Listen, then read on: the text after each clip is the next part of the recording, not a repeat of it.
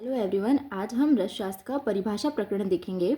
उसमें हम सबसे पहले परिभाषा की परिभाषा देखेंगे कि परिभाषा क्या होती है और परिभाषा ज्ञान की आवश्यकता क्या है। सबसे पहले परिभाषा के लक्षण क्या है। तो रस तरंगिणी में परिभाषा के लक्षण का श्लोक दिया है। वो क्या है? निगुण, अनुक्त, लेशोक्त, संदिग्धार्थ, प्रदीपिका, परिभाषा इति प्रकथ्यते दीपीभूत सुनिश्चिता। अर्थ क्या है? निगुण, निगुण यानी जो छुपे हुए अर्थ है, मतलब जो छुपे हुए शब्द के जो छुपे हुए अर्थ है, जो ग्रंथकार हमें बताना चाहते थे वो हमें समझ नहीं आए हुए हैं, ऐसे अर्थ को जानना।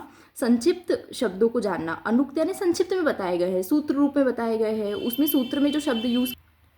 लेशोक्त, गुप्त बातें, मतलब जो संक्षिप्त में बताई गई है, जो गुप्त बातें हैं, जो अप्रकट बातें हैं, अप्रकट भाव है, उन सबको जानने के लिए परिभाषा का प्रयोग किया जाता है। इसलिए मतलब परिभाषा ज्ञान की आवश्यकता है। और इसमें बोला है कि निगुण, अनुक्त, लेशोक्त और संदिग्धार्थ अप्रकट भावों को स्पष्ट एवं निश्चित अर्थ जिससे प्राप्त हो उसे परिभाषा कहते हैं, है ना। मतलब जो शब्द गुण है, गुप्त है, अप्रकट है, उसको स्पष्ट तरीके से या फिर निश्चित अर्थ उसका जानना परिभाषा के द्वारा ही संभव है, तो उसे परिभाषा कहते हैं। अब परिभाषा ज्ञान की आवश्यकता क्या है?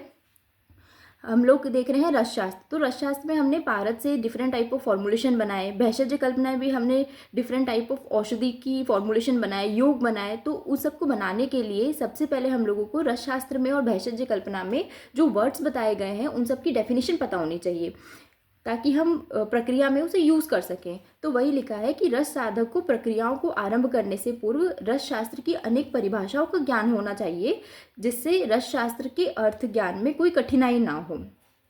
ये हो गया परिभाषा। परिभाषा की डेफिनेशन हमने देखी, किसके अनुसार थी? रस तरंगिणीकार के अनुसार थी। फिर परिभाषा ज्ञान की क्या आवश्यकता है वो देखे, और हम समझे कि परिभाषा ज्ञान की आवश्यकता क्या है। तो पुराने समय में हमारे ग्रंथ संस्कृत में लिखे हुए थे, या फिर उस समय जो भाषा प्रचलित थी उसमें लिखे हुए थे, जो आज के समय में समझना बड़ा मुश्किल होता है। वहाँ पे जो शब्द यूज़ किए थे उसको समझना मुश्किल होता है, तो उसको अपने अकॉर्डिंग अपनी भाषा में बदल के समझाया गया है, डेफिनेशन बताई गई है। तो उस डेफिनेशन को पढ़ के हमें समझ में आता है कि वो शब्द बोलना क्या चाहते हैं, और फिर उन शब्दों को, उन सूत्रों को हम यूज़ कर सकते हैं। इसलिए परिभाषा ज्ञान की हम लोगों को प्रेजेंट डेट में आवश्यकता है। अब नेक्स्ट देखते हैं हम भावना। भावना बहुत इंपॉर्टेंट है रसशास्त्र में। हर ही टॉपिक में हमें ये भावना वर्ड देखने को मिलेगा, इसलिए पहले हम देखते हैं भावना होता क्या है।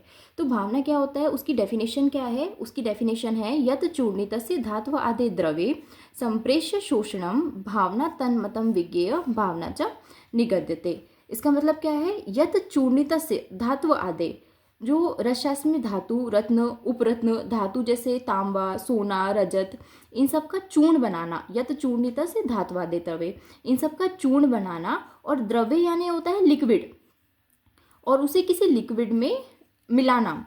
तो धातु आदि द्रव्य के चूर्ण में लिक्विड को मिलाना, उसके बाद उसको क्या करना? संप्रेष्य और शोषणम मतलब पीसना, उसमें मतलब चूर्ण में लिक्विड मिलाना, फिर उसमें पीसना और उसको सुखाना। भावना तन्मतम विज्ञेयम भावना च निगद्यते, उसे हम भावना कहते हैं। अगर ये श्लोक पूरा याद नहीं होता तो फर्स्ट लाइन इसकी याद कर सकते हैं अपन। ये किसने बोला है? रस तरंगिणी में बोला गया श्लोक है। ये भावना का परिभाषा का श्लोक है। अब इसे अर्थ को और देखते हैं। किसी धातु आदि औषध चूर्ण को जल, क्वाथ, स्वरस आदि द्रव्य पदार्थ से पीसकर सुखा लेने को भावना कहते हैं।